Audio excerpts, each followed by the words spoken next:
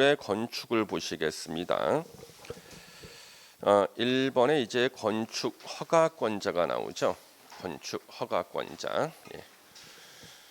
자, 건축 허가권자 원칙. 건축물을 건축하거나 대수선하려는 자는 특별자치시장, 특별자치도지사, 시장, 군수, 구청장의 허가를 받아야 된다. 그러니까 건축하거나 대수선할 때도 허가받는 거예요. 그래서 대수선할 때도 허가받는 거다. 원칙적인 허가권자들 나와 있고, 예외적으로 특별시나 광역시에 밑에 있는 건물을 건축할 때는 특별시장, 광역시장의 허가를 받아야 된다. 그럼 절대 우리 건축 허가권자 안 되는 사람 2명 있었죠. 국토부 장관 X, 도지사 X. 요 2명은 어떠한 일이 있어도 건축 허가권자가 될 수가 없다. 예, 절대 안 됩니다. 그러면 특별시나 광역시에다가 자 1번 층수가 21층 이상을 지을 때는 특별시장이나 광역시장이 허가권자. 또 특별시나 광역시의 연면적 합계 10만 제곱미터 이상의 건축물을 건축할 때 역시 특별시장, 광역시장이 건축 허가권자가 되고, 가로에 연면적 30% 이상을 증축해서 층수가 21층 이상으로 되거나 연면적 합계가 10만 이상이 되는 경우도 역시 특별시장, 광역시장이 허가권자가 되고요. 그 다음에 층수가 21층 이상이든 연면적 합계 10만 이상이든 공장, 창고, 지방건축위원회 심의를 거친 건축물은 특별시장, 광역시장이 허가권자가 아니라 특별시나 광역시에 있는 구청장이 허가권자가 돼요. 그래서 만약에 연면적 합계 10만 제곱미터인 공장을 특별시에다 짓는다. 그때는 특별시가 아니라 그 구청장이 허가권자가 됩니다. 예. 근데 3번에 지방건축위원회 심의를 거친 건축물이라도 초고층 건축물은 제외. 제외라는 것은 이게 지방건축위원회 심의를 거친 건축물은 원래 구청장이 허가권자가 되지만 초고층일 때는 다시 특별시나 광역시일 때는 특별시장이나 광역시장이 허가권자가 됩니다. 건축 허가권자고요. 그 다음에 이제 건축 허가 절차에서는 사전 결정 제도가 시험에 자주 나오고 있어요. 핵심은 건축 허가 대상 건축물에 적용돼요. 건축 신고 대상이 아니야. 그래서 건축 허가 대상 건축물을 건축하기 전에 내가 이 대지에 이런 규모의 건물을 짓고자 하는데 내가 건축 허가를 앞으로 신청한다면 건축 허가 내주겠습니까? 미리 물어보는 제도가 사전 결정 신청이에요. 그러면 네가 건축 허가 신청하면 허가 내주겠다. 이걸 사전 결정 통지라고 합니다. 그러면 건축 허가 신청하기 전에 허가권자에게 그랬죠. 그래서 이걸 가지고 응용을 해서 문제를 내는 거예요. 사전 결정 신청은 도지사에게 할 수 있다. X. 도지사는 허가권자가 아니라서 안 되는 거죠. 예, 허가권자에게 다음 사항에 대해서 사전에 결정해 달라고 신청할 수 있다. 1번 허용되는지 건축이, 2번 건축 가능한 규모, 건축 가능한 건축물의 규모, 그 다음에 신청자가 고려해야 될 사항이 어떤 것이 있는지 사전에 결정해서 알려달라. 이렇게 신청할 수 있고, 2번 사전 결정을 신청하는 자는요, 건축위원회 심의와 교통영향평가서 검토를 동시에 신청할 수 있다. 그래서 이런 것이 뭐냐 그러면 건축 허가에 영향을 미치는 것들이에요. 이것을 동시에 신청할 수가 있다.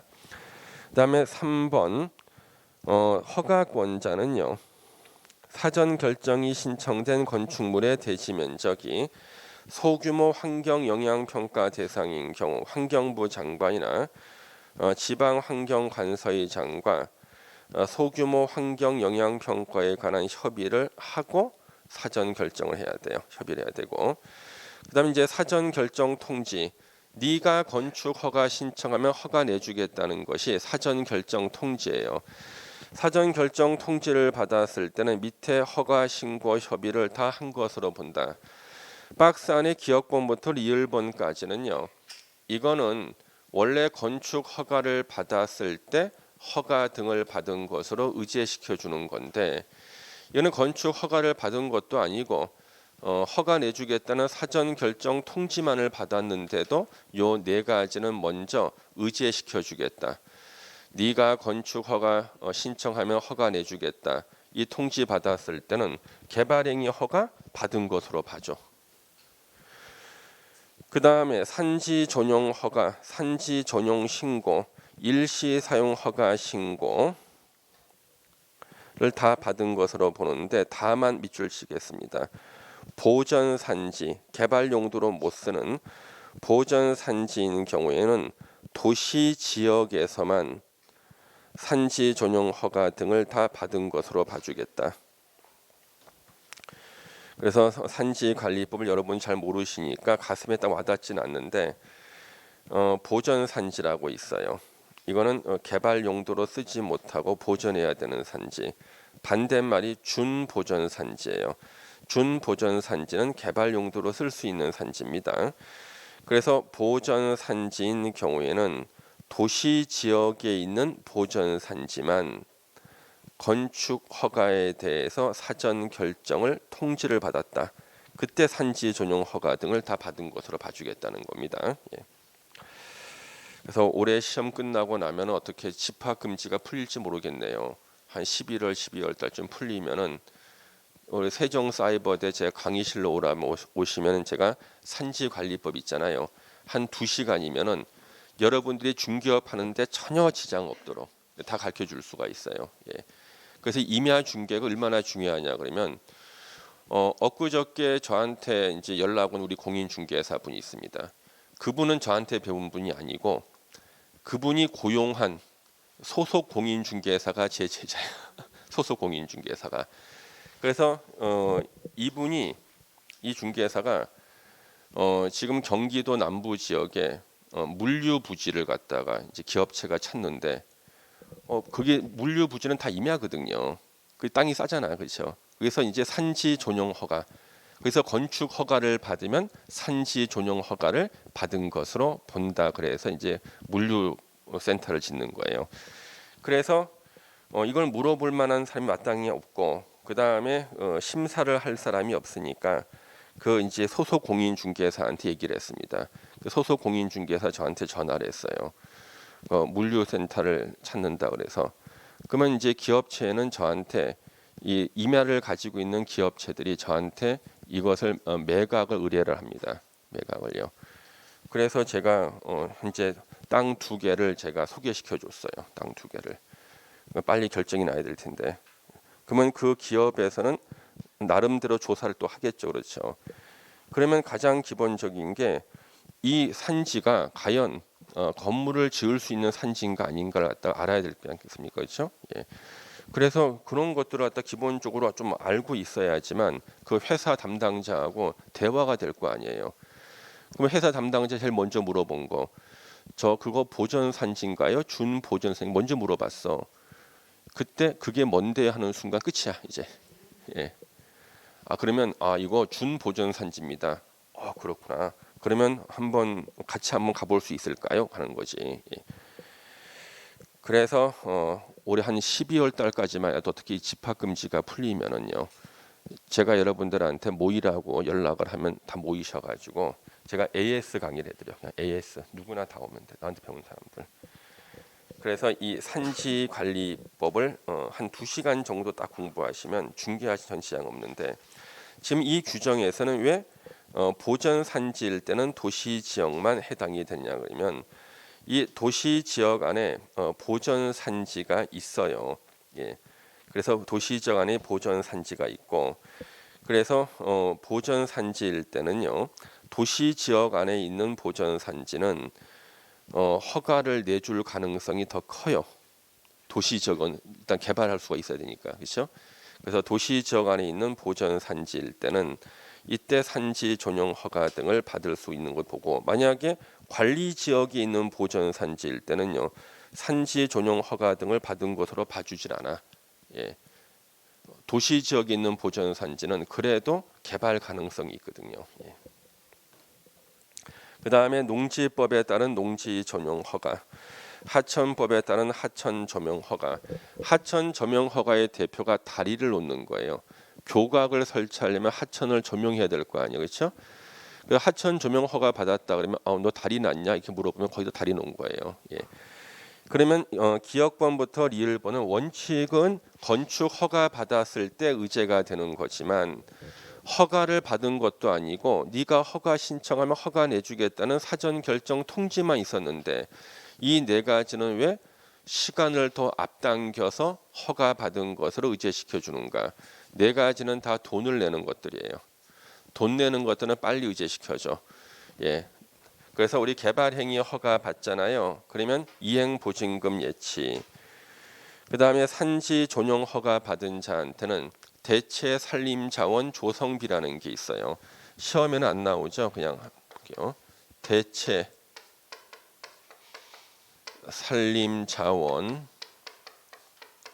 조성비라 그래서 산지 전용 허가를 받으면 전용 허가 받은 산지는 이제 갈아엎는 거잖아요. 산지가 없어진 만큼 돈을 내야 돼. 예. 그래서 이거는 산지의 종류에 따라서 값이 달라져요. 또 매년 산림청이 새로 발표하는데 한 5천 원 정도로 보시면 돼요. 5천 원 전후로 1제곱미터당 5천 원 정도. 돈을 내야 된다고. 그 다음에 농지 전용 허가를 받잖아요. 농지를 없앤 만큼 농지 보전 부담금을 내야 돼. 이게 농지법에 나와요. 농지 보전 부담금. 농지를 없앤 만큼 돈을 내야 되는데 이거는 꽤 커. 이거는요 공시지가의 30%, 딱 30%야. 공시지가 30%인데 단 1제곱미터당 5만 원을 한도로 해요. 그래서 16만 5천 원이 최고예요. 한 평당 16만 5천 원. 예. 그냥 그렇다 생각하시고. 예. 그래서 공시지가가 높은 거는요 농지 보전 부담금 많이 내야 되지. 예. 돈을 내야 돼. 하천 조명 허가 받죠. 조명료를 내야 돼. 그래서 돈을 내야 되는 거 5개는요, 아니 4개는 먼저 의제시켜 주는 거야. 예. 요 4개 기억하면 되시고요. 그래서 우리 감정평가사 시험에는 어이없는 문제가 나왔어요. 사전 결정 통지를 받았을 때 허가 등을 받은 것으로 의제되지 않는 사항은 해가지고 도로 조명 허가 나왔어요. 도로 조명 허가. 이거는 의제사항이 안 나오죠. 어디선가 조명 허가라는 말은 들어본 것 같은데 하천 조명 허가, 도로 조명 허가가 아니라 감정평가사에 틀리게 나온 적이 있었고요. 그 다음에 이제 동그라미 5번에 보시면은요, 허가권자는 위 어느 하나에 대한 내용이 포함된 사전 결정을 하려면 미리 관계행정기관의 장과 협의를 해야 된다. 예를 들어서요, 사전 결정 통지를 한다. 그때 산지 전용 허가가 의제가 될 것처럼 보인다. 어떤 사람이 임야에서 건물 짓겠다고 사전 결정 신청을 했어요. 그때 사전 결정 통지를 하게 되면은요, 산지 전용 허가도 받은 것으로 보잖아요. 산지 전용 허가권자는 산림청장이에요. 산지관리법상. 그럴 때는 산림청장과 미리 협의를 해야 돼요. 관계행정기관의 장이 이때는 산림청장이에요. 내가 건축 허가 신청하신 분이 산지에서 건축하겠다고 허가 신청했는데 허가 내주겠다는 사전 결정을 하고 싶습니다. 그러면 법에 따라서 산지 전용 허가도 받게 되는데 원래 산지 전용 허가는 산림청장님 권한인데 그렇게도 괜찮겠습니까? 이게 관계행정기관의 장과 협의예요. 이때 협의 요청을 받은 관계행정기관의 장, 이런 산림청장은 요청 받은 날로부터 15일 동그라미 15일 내 의견을 제출해야 돼. 나는 반대다, 나는 찬성이다 이렇게요. 그럼 우리 국토계획법에서 의견 제출 기간은 다 30일이었죠. 정비법에서 의견 제출 기간은 다 60일이었죠. 여기서는 건축법에서는 15일 내에 의견 제출이 나옵니다. 예. 6번 이제 결론이죠. 사전 결정 신청자는 사전 결정 통지 받은 날로부터 2년 내 건축 허가 신청이야. 2년 내 공사 착수가 아니에요. 시험에는 2년 내에 공사 착수하라고 나와. 왜? 건축 허가 취소 중에서 건축 허가 받고 2년 내에 공사에 착수하지 않으면 건축 허가를 취소하여야 한다. 그거하고 헷갈리라고.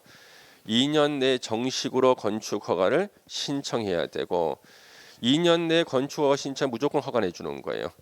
근데 2년 6개월 있다 신청했다. 그러면 허가 내줄 수도 있고 안 내줄 수도 있어요. 이 기간에 건축 허가 신청하지 않으면 사전 결정의 효력이 상실된다. 효력이 상실돼도 실효는 아니다가 대법원 판례다. 실효는 아니에요. 그냥 효력이 상실될 뿐이에요. 그래서 무조건 허가 안 내줘도 상관없습니다.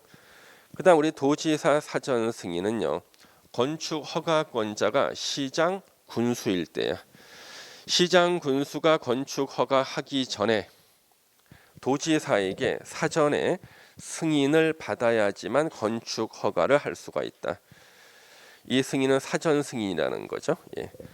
그러면 일단 1번 층수가 21층 이상이거나 연면적 합계 10만 제곱미터 이상의 건축물을 시나 군에다가 지을 때는 허가권자가 시장이나 군수예요. 그러면 이 건물을 아까 특별시나 광역시에 지을 때는요.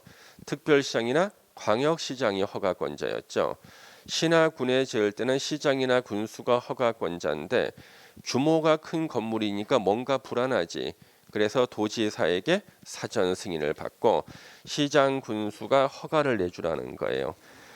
연면적 30% 이상을 증축해서 21층 이상 되거나 10만 이상 되는 경우도 도지사에게 사전 승인 받고 시장 군수가 허가 내줘야 되고 다만 다음 어느 하나에 해당하는 건축물의 건축은 제외.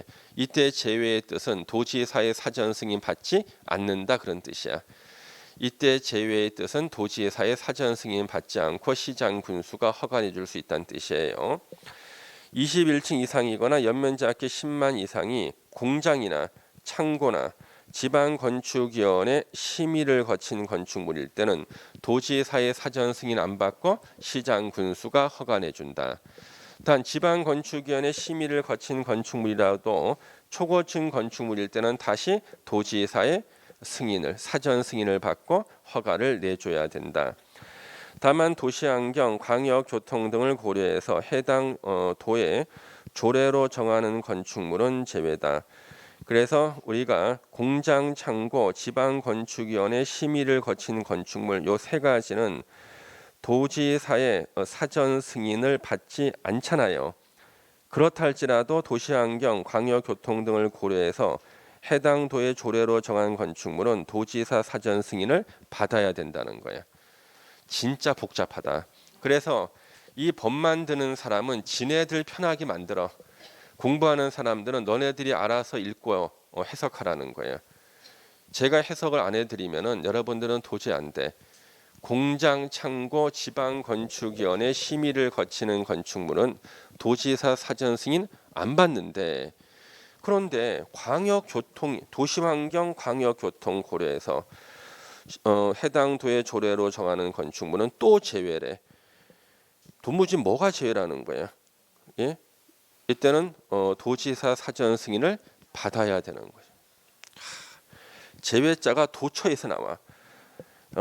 읽기도 힘든데 뭐는 제외하니까 머리가 막 꼬여버리는 거지. 그렇죠? 그래서 민법은 너무나 쉬워. 민법은 가로도 없어. 그렇죠? 제외 그러면 뭐가 제외인지는 금방 알 수가 있게 돼 있고. 예. 그래서 민법은 제일 쉬웠어. 공부할 때. 내가 진짜 제일 쉬웠던 법이 민법이었던 것 같아요. 예. 지금도 법조문이 다 기억이 나고. 예. 근데 공법만큼은 지금도 어려워. 예. 수시로 바뀌지. 예. 그다음에 2번은 자연환경 수질 보호에 밑줄 그어야 되죠. 예. 자연환경 수질 보호. 도지사가 지정 공고한 구역, 경기도 가평군 같은 곳입니다. 3층 이상 또는이야. 둘 중에 하나. 연면적 합계 1000 이상인 건축물로서 수질 오염시킬 만한 건물. 공동주택, 일반 음식점, 일반 업무시설, 숙박시설, 위락시설은 가평 군수가 건축 허가 내주기 전에 경기도지사에게 사전 승인을 받아야 되고요. 3번 주거환경, 교육환경 밑줄 치고 도지사가 지정 공관구역, 경기도 고양시, 일산 같은 곳은 규모가 나오질 않아요. 규모와 상관없이 종류만 2개, 위락시설, 숙박시설에 대해서는 경기도지사에게 사전 승인 받아서 고양시장이 허가를 해야 된다, 이런 뜻입니다. 가로 3번에 이제 안전관리 예치금입니다. 그래서 대형 건물을 짓다가 건설회사가 부도가 나거나 건축주가 파산했어요. 공사가 중단되죠. 이때 뒷정리를 잘하고 중단되는 게 아니라 사람들만 없어져요. 그래서 반쯤 지어놨기 때문에 이게 우범지대가 되거나 아니면은 안전사고의 우려가 있거든요. 그래서 이것을 2005년도에 도입했어요. 안전관리 예치금 제도를 2005년도. 예. 그래서 1번 건축 허가 받은 자는 공사 중단하고 공사 현장을 방치할 경우 공사 현장의 미관 개선과 안전 관리 등 필요한 조치를 해라. 이게 원칙적인 규정. 연면적 1,000제곱미터 이상의 밑줄 치고요. 이 면적이 계속 줄어든 거예요. 예전 면적은 제가 말하지 않겠습니다. 헷갈리거든. 그래서 이게 2번이나 개정이 돼서 현재는 1,000제곱미터 이상 더 강화된 거죠. 예전에는 아주 큰 건물만 안전관리 예치금 예치했는데 지금은 아주 작아요. 1,000제곱미터도 예치하게 되어 있습니다.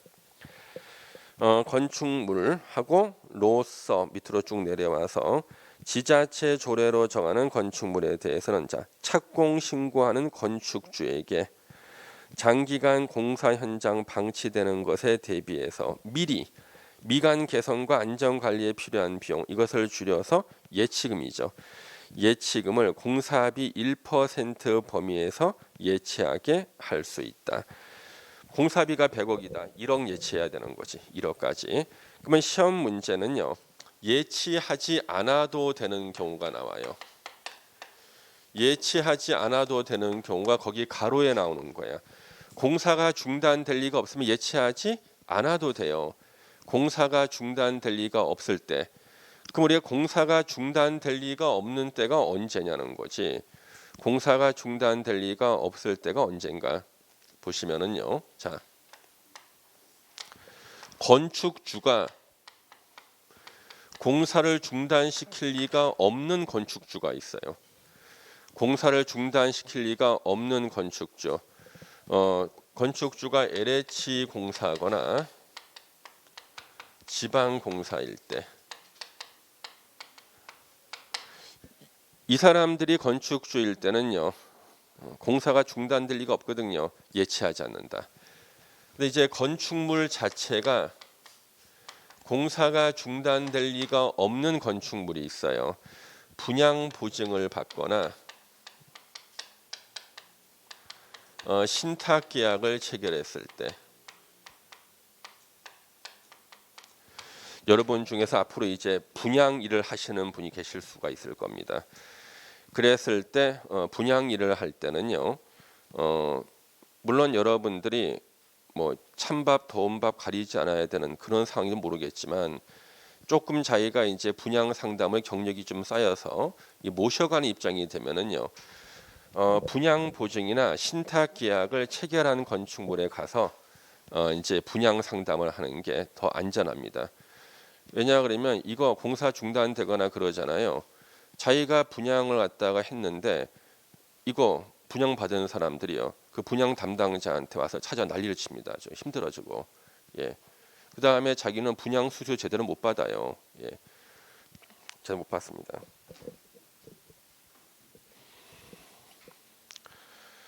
자, 그래서 거기 보시면은 가로가 2가지. 근데 아직 이게 시험에 안 나온 거예요. 이 마지막 나온 문제가 이거야. 예? 안전 관리 예치금을 예치하지 않아도 되는 경우가 마지막 남은 거예요. 자, 동그라미 3번 허가권자가 예치금을 반환할 때는 이자를 포함해서 반환하는데 우리가 이제 보증서로도 예치할 수 있거든요. 보증서로 예치했을 때는 이자 안 줍니다. 예. 그 다음에 4번 허가권자는 공사 현장이 방치가 돼서 도시 미관을 저해하고 안전을 위해한다고 판단되면 건축 허가를 받은 자에게 공사 현장의 미관과 안전 관리를 위한 다음의 개선을 명할 수 있다. 그래서 울타리 설치, 공사 재개 해체 등 정비 이런 것들을 명할 수가 있고요. 5번 개선 명령 받은 자가 개선하지 않았을 때는 행정기관이 대신 집행하는 거 대집행할 수 있고 이때 예치금을요 대집행에 사용할 수가 있고 비용이 이미 납부한 예치금보다 많을 때는요 차액을 추가로 징수할 수 있다. 그러면 기출문제 나왔던 게 뭐냐 그러면은 다음 중 틀린 거 찾아라. 예치금은 반환해야 되기 때문에 예치금을 사용해서 행정 대집행할 수 없다. X 이 틀린 거죠. 정도 나온 거죠. 예. 그다음 6번 허가권자는 방치되는 공사 현장의 안전 관리를 위해서 긴급한 필요가 있다고 인정하는 경우에는 건축주에게 고지한 후 건축주가 예치한 예치금을 사용해서 동그라미 6이 아니라 동그라미 4야. 예. 그래서 동그라미 4의 1중 대통령령으로 정하는 조치, 뭐 안전 울타리 설치 등등 중에서 대통령으로 정하는 조치할 수 있답니다. 예. 그 다음에 가로 4번 예외적 건축 불허가 처분은 박스 안에 1번을 체크해야 돼요. 1번이 무수히 많이 나왔습니다. 그다음 박스 안에 2번은 한 번도 안 나왔어요. 원래 우리 건축 허가는요 기속 행위라 그랬죠. 기억나세요? 건축 허가 신청이 있으면요 허가 요건에 적합하면 무조건 허가를 내줘야 돼. 근데 허가 요건에 적합해도 예외적으로 허가 안 내줄 수 있는 경우가 있다. 그래서 언제냐 그러면은 자 박스 위에 있는 거 밑줄 칠 게 있죠. 건축위원회 심의를 거쳐요. 도시계획위원회 심의가 아니야. 건축위원회 심의를 거쳐서 박스 안에 1번 또는 2번에 해당할 때는 건축 허가를 하지 아니할 수 있다. 1번 위락시설 숙박시설에 밑줄 치고 예. 주거환경 교육환경 밑줄 치고 부적합하다고 인정되는 경우 밑줄 치고 그때는 건축 허가를 하지 아니할 수 있다. 2번은요. 상습 침수 지역에 지하층을 거실로 사용할 때죠. 상습 침수하고 지하층 주거용 사용 거실 설치 이러면 물이 차면 사람 다 죽는 거죠. 그렇죠? 이때는 건축위원회 심의를 거쳐서 건축 허가하지 아니할 수 있다. 예. 그 다음에 우리 건축 허가를 받으면 다른 법률에 따른 인허가 받은 것으로 의제가 되잖아요. 그러면 건축 허가 받았을 때 가장 중요한 거 국토계획법에 따른 개발행위 허가 받은 것으로 본다. 단 그 반대는 없다. 그래서 국토계획법상 개발행위 허가 받았을 때 건축법상 건축 허가 받은 것으로 본다는 말은 나오지 않는다 그랬죠. 예, 그것도 알아두시고. 자, 우리 건축 허가 특례 중에서는 이 건축 신고가 시험에 자주 나옵니다. 1번 허가 대상 건축물이라 하더라도 다음 어느 하나에 해당하는 경우는 미리 동그라미 치세요. 미리만 가지고도 정답 나온 경우가 있어. 건축 신고는 사후 신고가 아니라 사전 신고야. 미리 신고하고 건축하면 허가 받은 것으로 본다. 동그라미 2번이 최근에 가장 많이 나왔죠. 최근 한 5년간 3번 정도 나온 게 동그라미 2번이에요. 신고를 한 자가 신고일로부터 1년 내에 공사에 착수하지 않으면 신고 효력은 없어진다. 그런데 시험 문제는 그 연장이 나왔어. 건축주 요청에 따라 허가권자가 정당한 사유가 있다고 인정하면 1년 범위 내에서 착수 기한을 연장할 수 있다죠. 이것을 1년 범위에서 착수 기간 연장을 6개월로 해서 시험에 계속 내시는 교수님이 계시고 그분이 3번인가 냈어요. 감정평가에서 또 내고. 예. 자, 그러면 이제 뒤로 넘겨서 건축 신고 대상 건축물. 우리가 이제 궁극적으로 이걸 외워야 되거든. 예? 우리가 이거 외워야 된다고. 예. 건축 신고 대상 건축물인데 종전에 가장 많이 나왔던 게 박스 안에 1번이에요. 박스 안에 1번이 제일 많이 나왔거든요. 예. 바닥 면적의 85제곱미터 이내의 증축, 개축, 재축. 이게 종전에 제일 많이 나왔어. 최근에는 잘 안 나왔겠죠? 예. 이거는 신고만 하면 허가받은 것으로 본다. 다만 3층 이상 건축물인 경우에는 증축, 개축, 재축하려는 부분에 바닥 면적 합계가 건축물 연면적 10분의 1 이내인 경우로 한정하고 2번 자 도시 지역이 아닌 관리 농림 자연환경 보전 지역에서 규모가 200 미만이고 그리고 건축 신고는 조건 2개가 나오면 다 그리고로 연결이 돼. 특혜를 주는 거라서 조건 2개를 다 갖춰야지만 특혜를 주겠대요. 건축물의 건축은 신고다. 단 지구 단위 계획구역이나 방제 지구나 붕괴 위험 지역에서는요. 그 규모라도 제외라는 말은 건축 허가 받아야 된다. 신고 대상이 아니라는 거고요. 그 다음에 아까 우리 대수선도 원래 허가 받는 거라 그랬죠. 그렇지만 대수선도 규모가 작을 때 연면적 200 미만 그리고 3층 미만인 대수선은 신고만 하면 되고 4번에 나오는 대수선은요. 아까 우리 대수선 단어가 4개였죠. 증설 해체, 수선 변경. 객관적으로 4개 중에서 가장 경미한 게 뭘까? 증설, 해체, 수선, 변경 중에서 가장 경미한 게 뭘까? 수선이지. 그렇죠? 수선. 그래서 끝에가 수선으로 끝나는 거 1번부터 6번까지야. 끝에가 수선으로 끝나는 것은 그냥 신고만 하면 허가받은 것으로 본다. 5번에 동그라미 1번 체크. 그 다음에 동그라미 2번. 예. 동그라미 1번, 2번인데 특히 1번에는요. 별표를 하나 더 해주세요. 연면적 합계 100제곱미터 이하인 건축물은 신고만 하면 돼요. 연면적 합계라는 것은 대지 안에 건물이 있을 때 각 건물의 연면적을 다 더한 거라 그랬죠. 그러면 건물이 한 동이 있을 때는 건물이 한 동이 있을 때는 연면적과 연면적 합계가 같죠. 그렇잖아요. 예, 한 동이 있을 때는. 그래서 7, 8월 달에 문제 풀 때 동그라미 1번을 가지고 응용 문제 낸 것들이 나온다고요. 그래서 여러분들은 그 동그라미 1번 옆에다가 응용 문제라고 써놓고, 그렇죠? 예. 그 다음에 그것과 아까 1번 바닥 면적의 85제곱미터 이내 증축, 개축, 재축 나왔죠. 그것 옆에다가 응용 문제라고 써놓으세요. 그리고 나서 이제 7월 달, 8월 달 이제 우리 건축본 8월 달에 문제 풀겠구나. 8월 달쯤에 문제 풀 때 제가 요약집을 딱 피라 그러면 여러분 써놓은 게 나와. 응용 문제라고 해가지고 예. 그때 다시 찾아볼 거야. 자기 필적이 맞을 거야 이제. 예. 자, 그 다음에 높이를 3m 이하 범위 증축, 5m짜리를 8m까지 증축한다. 이건 뭐야? 신고만 하면 돼. 표준 설계 도서 이 단어만 기억하는 거지. 표준 설계 도서. 이 표준 설계 도서로 짓는 건물은요 규모가 작아요. 그리고 표준 설계 도서로 지면 건축법을 위반할 리도 없거든요. 그냥 신고만 하면 된다는 거예요. 그 다음에 4번에 우리 공장을 짓는 곳이 3군데가 있어요. 공장 짓는 곳 3개. 공업지역, 지구 단위 계획구역, 산업형. 그 다음에 산업단지. 여기서 규모가 2층 이하 그리고 500제곱미터 이하. 공장은 신고.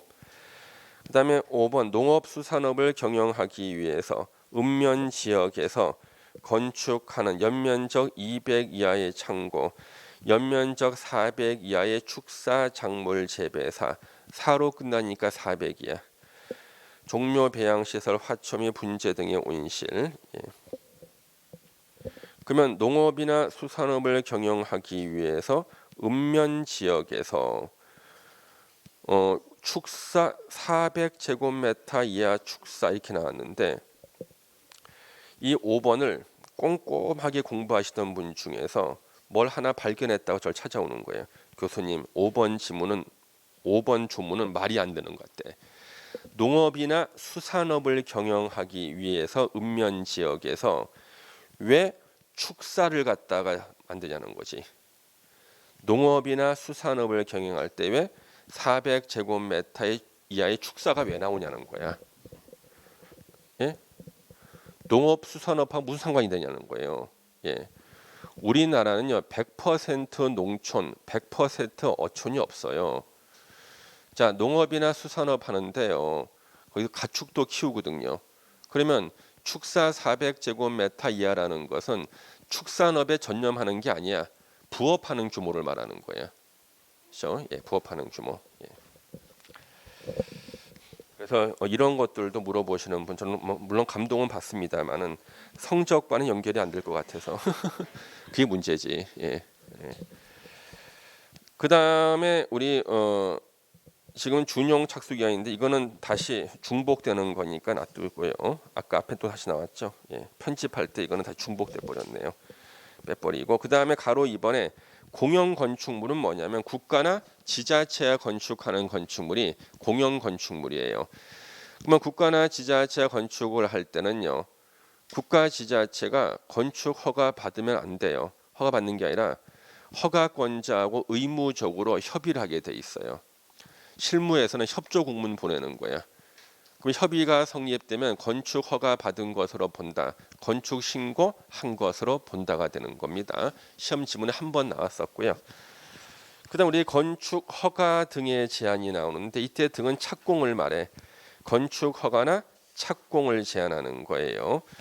그래서 저는 올해 이게 원래 시험에 아주 많이 나왔거든. 기출 문제 한 10문제 이상 있는데 이거 올해 또 나올 것 같아요. 왜? 요즘 뉴스에 계속 나오고 있어요. 이 건축 허가 제한해야겠다고. 왜 뉴스에 나오냐 그러면요. 수용 보상금을 받으려고 건축 허가 받아서요. 1,000만 원 들여서 건물 지어놓고 보상비 3천만 원 받겠다는 사람 나온 거예요 지금요. 그래서 이것 때문에 지금 요즘에 골치를 아프고 있어가지고 그때 뉴스 마지막에 뭐라고 나왔냐면 어느 지자체는 건축 허가 제한 지역 지정을 검토 중이다 이렇게 나온 거지. 그러면 집에서 테레비를 보다가 우리 와이프가 저 건축 허가 제한이 뭐냐고 물어봤을 때 제가 뭐라 그랬을까요? 모른다 그랬지 당연히. 예, 예. 안다 그러면 설명해야 될 거 아니야, 그렇죠? 그냥 모른다 그랬어요. 그래서 나보고 왜 그 부동산학과 교수가 부동산에서 아는 게 없냐 그래서 나 아는 게 없다. 예. 나는 안다고 넌다 모른다 그래. 모른다 그래. 예. 동네 주민이 물어보면 모른다. 예. 아는 게 없다. 예. 그래요. 예. 우리 아파트 위에 층에요. 거기 남자 탤런트 산다 그랬잖아요. 걔 위에 층에 우리나라 유명한 요리하는 그 아저씨가 사셔요. 예, 그분이야. 아주 우리나라 유명한 요리사야. 근데 그분 본래 직업은 치과 의사예요. 인터넷 검색하면 나와요. 치과 의사인데 엄청난 유명한 요리사예요, 그분이요. 예. 그 위에 층에 사시는데 그분도 누가 요리에 대해서 물으면서 모른다 그래요. 요리 얘기를 안 해. 예, 얘기를 안 해요. 예. 딱 얘기할 때만 딱 얘기하시고. 예. 하여튼 재미있으시더라고. 예. 거기에 이제 건축 허가 제한은 올해 예상 문제다. 이 등은 뭐예요? 착공. 그래서 그 뉴스에 나왔을 때요. 이미 건축 허가 내준 거는 착공을 제한하면 된다고 뉴스에 나왔었어. 착공까지 제한할 수 있으니까. 자, 건축 허가를 제한할 수 있는 사람은 국토부 장관. 국토부 장관은 모든 허가권자한테 건축 허가 내주지 마 제한할 수가 있어요. 특별시장, 광역시장, 도지사는 시군 구청장한테 제한할 수가 있어요. 시군 구청장, 지보다 계급 낮은 시군 구청장한테 건축 허가 내주지 마 할 수 있다고요. 이미 내줬는데 그러면 다 착공을 못하게 해라 할 수도 있고. 그러면 국토부 장관이 제한할 수 있는 요건 2개. 물론 시험에 수없이 많이 나왔겠죠. 국토부 장관이 국토 관리를 위해서 특히 필요하다고 인정할 때, 야, 지가 인정하면 다 되네. 그렇죠? 2번 주무부 장관이 요청하는 경우입니다. 주무부 장관이 요청하는 경우. 이때는 건축 허가나 착공을 제한할 수 있고 특별시장, 광역시장, 도지사가 제안할 수 있는 경우 지역계획이나 도시군 계획상 특히 필요하다고 인정할 때는 제안할 수 있다. 그러면 지금까지 건축허가 제한이 단독 문제로 나온 적도 많지만 지문 하나만 나온 적도 있고 이때 최다 지문이 건축허가를 제한하는 기간이 나왔어요. 몇 년 이내? 2년 이내로 하고 연장할 수 있다. 연장은 1회에 한해서 1년 이내 연장할 수 있다. 그러면 건축허가나 착공을 제한하는 최장 기간은 몇 년이에요? 3년이죠. 그 다음에 그 밑에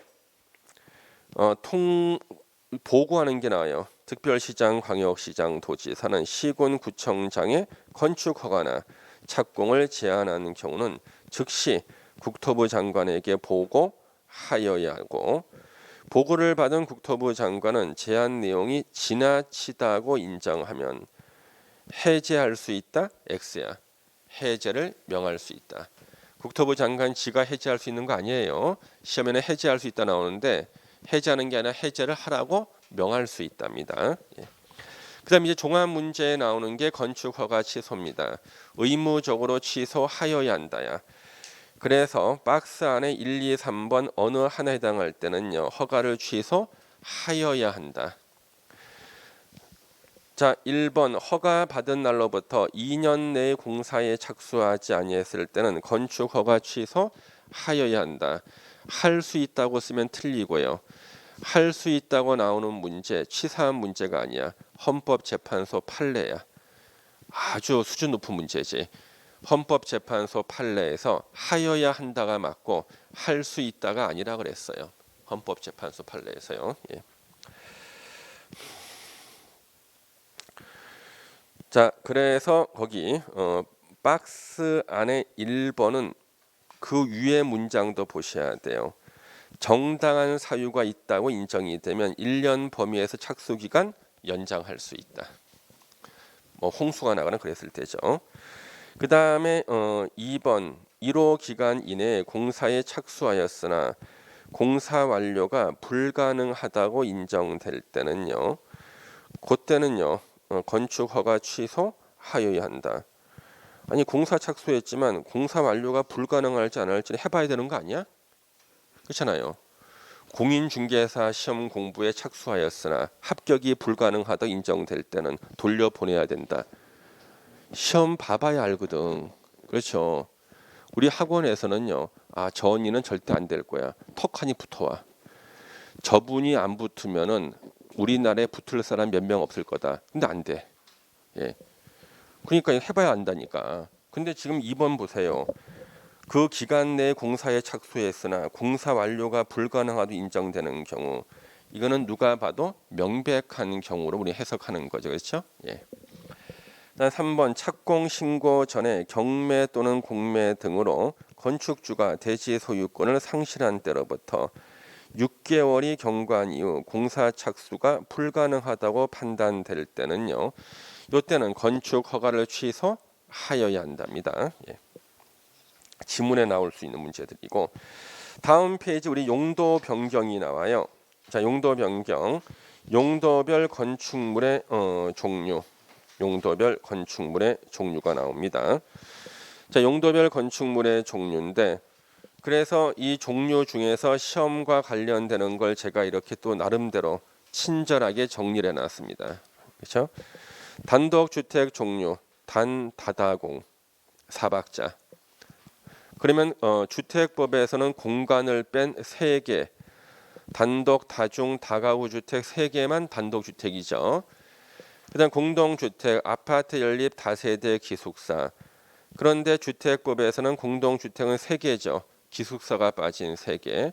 주택법에서는 기숙사는 준주택에 나오고요. 일종 근생.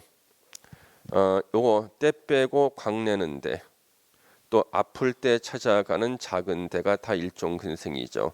이용원, 미용원, 목욕장, 옷의 때를 빼는데 세탁소.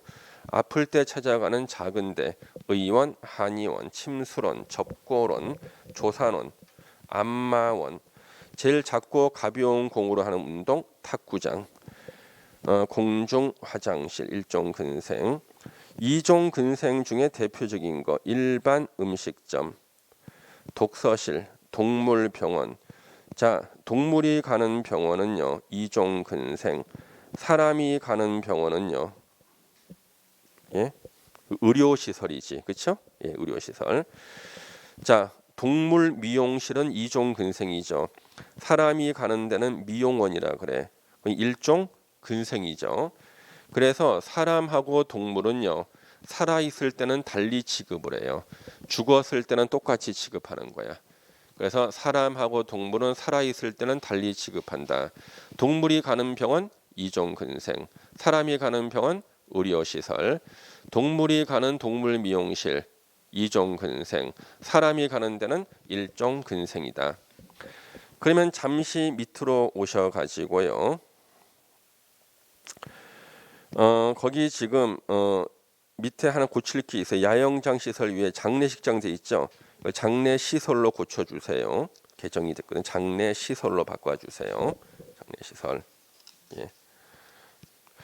그리고 거기 장례식장 돼 있죠. 옆에다가 동물 장례식장. 보세요.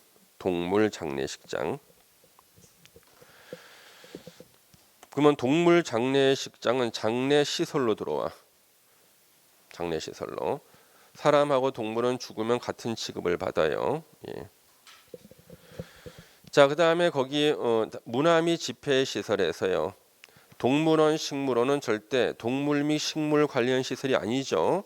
문화 및 집회 시설이다. 수족관, 아쿠아리움 이것도 문화 및 집회 시설. 왜? 물고기들이 떼지어 다니거든. 집회. 의료시설, 종합병원, 마약진료소 의료시설, 수련시설, 뉴스 호스텔. 뉴스 호텔은 절대 숙박시설이 아닙니다. 수련시설이고, 외국 공간, 업무시설이에요. 우리나라 공간은 단독주택, 외국 공간은 업무시설. 그러니까 주한미 대사관 가면 다 일하고 있잖아. 예, 업무시설. 도지사 공간 가면 도지사 누워 자고 있거든. 단독주택이라서. 오피스텔은 업무시설. 숙박시설. 자, 관광호텔은 관광자가 붙어도 관광휴게시설이 아닙니다. 숙박시설. 휴양 콘도미니엄. 거기 관광지에 있어도 관광휴게시설이 아니고 숙박시설이다. 우리 여기 학원 방학이 언젠가요? 7월 말이잖아요. 내가 7월 말에 어디 전국에 관광지에 숙박할 수 있는 거 알아봤더니 없대, 방이. 야, 이거 참 큰일 났네 이거. 집에서는 빨리 저보고 방 잡으라 그러는데 이거 큰일 났어 이거. 예. 혹 여러분들 중에서 관광지에 한 2박만 잡아주시는 분 있으면은 제가 비급을 하나 드릴게. 부동산 실무 비급을. 예. 이제 모집을 해야겠다. 예. 야, 그래서 여기 보시면은 지금요 관광자가 들어갔는데 관광 호텔은 절대 관광 휴게 시설이 아니다. 이거 조심해야 되고요. 휴양 콘도미니엄도 관광지에 있지만 관광 휴게 시설이 아니에요. 숙박 시설입니다. 그러면 제가 유일하게 강의 못하는 게 있다 그랬죠. 위락 시설. 아는 바도 없고 가본 적도 없어서 읽어만 드려야 됩니다. 바닥 면적의 150제곱미터 이상인 단란 주점은 위락 시설. 150제곱미터 미만의 단란 주점은 뭐예요? 이종 근생이고, 유흥 주점, 접대부 고용이 가능한 주점, 무도장, 나이트클럽, 무도학원, 댄스 교습소, 카지노는 그대로 카지노 다 위락 시설. 창고 시설에는 집배송 시설, 택배 같은 게 들어가죠. 위험물 저장 및 처리 시설은 주유소. 주유소는 절대로 자동차 관련 시설이 아니에요. 학원이라도 운전학원은요. 교육 연구 시설이 아니라 자동차 관련 시설. 축사, 도축장, 동물 및 식물 관련 시설. 고물상은요. 자원순환 관련 시설. 화장시설, 봉안당, 묘지 관련 시설. 자, 모여서 구경하는 데가 문화 및 집회 시설인데 야외자가 붙으면요. 관광 휴게 시설입니다. 어린이 회관 이거 노유자 시설 아닙니다. 어린이 회관은 노유자 시설이 아니다. 관광 휴게 시설이다. 휴게소는 뭐 관광 휴게 시설 맞고, 장례 시설, 장례식장, 동물 전용 장례식장도 장례 시설이고, 야영장 시설은 그냥 야영장이다는 거죠. 예. 그 다음에 용도 변경 허가 신고가 나올 때는 오른쪽에 시설군과 용도표를 기억하는 거죠. 그래서 용도 몇 가지를 묶어서 시설군을 만들었습니다. 1번부터 9번까지 3개씩 끊어서 우리가 앞에 했지만 따서 외웠죠. 자산전, 문용교, 근주기. 그래서 상위 시설군에서 하위 시설군으로 용도가 변경이 되면 용도 변경 신고, 하위가 상위로 바뀌면요 용도 변경 허가. 그러면 가장 쉬웠던 지문이 자동차 관련 시설군은 한 개밖에 없어. 자동차 관련 시설. 자동차 관련 시설이 용도 변경될 거라고 밑에밖에 없죠. 그러면 다 용도 변경 신고가 되죠. 위에서 밑으로 내려올 거 아니야. 그 다음에 그 밖의 시설군 기타죠. 기타. 동물 및 식물 관련 시설이 바뀔 때라고는 위에밖에 없으니까 이거 여기에서 바꾸면은 다 뭐야? 용도 변경 허가를 받아야 돼. 용도 변경 허가를 받는 겁니다. 그래서 우리가 흔히 이런 말 하잖아요. 축사를 하다가 축사 용도 변경하기는 힘들다는 말을 해. 축사를 용도 변경한다는 건 뭐야? 다 허가 받는 거잖아. 그렇죠. 신고할 게 없지. 다 허가 받는 거지. 힘들다는 거지. 예. 그래서 그 9개를 외울 때 우리는 동물 및 식물 관련 시설이 맨 밑에 있다는 거 알아. 기타 시설이. 그 위가 누워 자는 데가 나와. 주거 업무 시설군. 단독주택, 공동주택, 업무 시설, 오피스텔 누워 자죠? 강제로 자고 오는 데가 있죠. 교정, 군사 시설. 누워 잘 때는 요를 깔고 자. 그래서 주거 업무 시설군은 밑에서 요가 하나 깔려 있지. 기타 시설군이 밑에서 두 번째야. 요가 깔려 있어. 그 다음에 우리가 주거 지역에서 멀리 떨어져 있지 않은 곳이 근린이야. 그 바로 위가 근린 생활시설군이 나와. 1종 근생, 2종 근생. 2종 근생 중에서 다중생활시설 고시원은 그 위로 가요. 그래서 고시원은 제외. 예. 고시원은 영업시설군으로 갑니다. 그 다음에요 우리가 가장 많이 나왔던 게 문영교예요. 문화 및 집회시설군, 영업시설군, 교육 및 복지시설군이에요. 그러면은 우리가 사람이 죽으면 산에 묻거든. 산업 등 시설군 보세요. 묘지 관련 시설이 왜 산업 등 시설군이니까 산에다 묻으니까. 장례시설 죽으니까 산으로 가. 그래서 산업 등 시설군에는 묘지 관련 시설, 장례시설이 있다. 예. 그런 걸 체크하시고 그러면 우리가 4개를 다 외워줘야 되는 게 4번의 문화 및 집회시설군이에요. 문화 및 집회시설, 종교시설, 위락시설, 관광휴게시설 4개가 문화 및 집회시설군에 있다. 그러면 거기 85페 맨 위에 가로 3번 동일시설군 내 용도 변경 나오죠.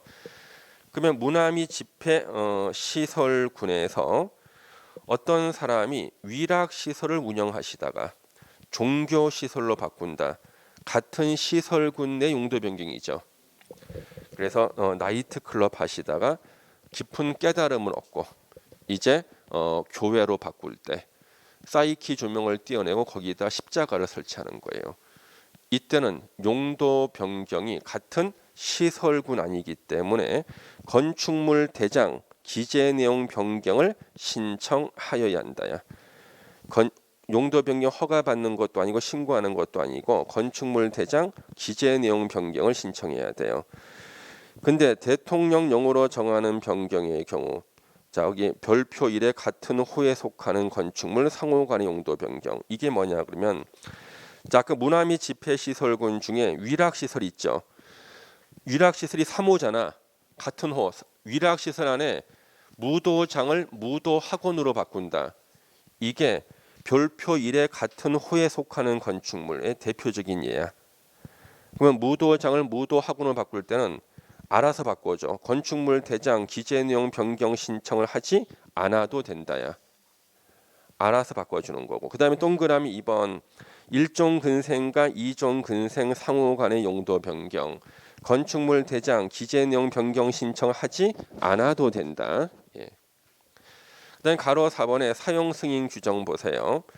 허가나 신고 대상 밑에서 위로 바뀌든 위에서 아래로 바뀌든 바닥 면적 합계가 100제곱미터 이상일 때는 건물을 새로 지은 거나 마찬가지로 사용 승인을 받아야 한다야. 사용 승인 규정 준용 무슨 뜻이야? 사용 승인 받아야 한다. 그다음 밑으로 내려와서 허가 대상인 경우 밑에서 위로 바뀌는데 바닥 면적 합계가 500제곱미터 이상의 용도 변경은 무너질 우려가 있어요. 건축사가 설계하여야 한다. 23조가 건축사가 설계하여야 한다는 규정이야. 건축사가 설계해야 된다는 규정을 준용한다. 그렇게 보시면 되겠습니다. 그럼 잠시 쉬었다가 이제 임시 사용 승인부터 보겠습니다.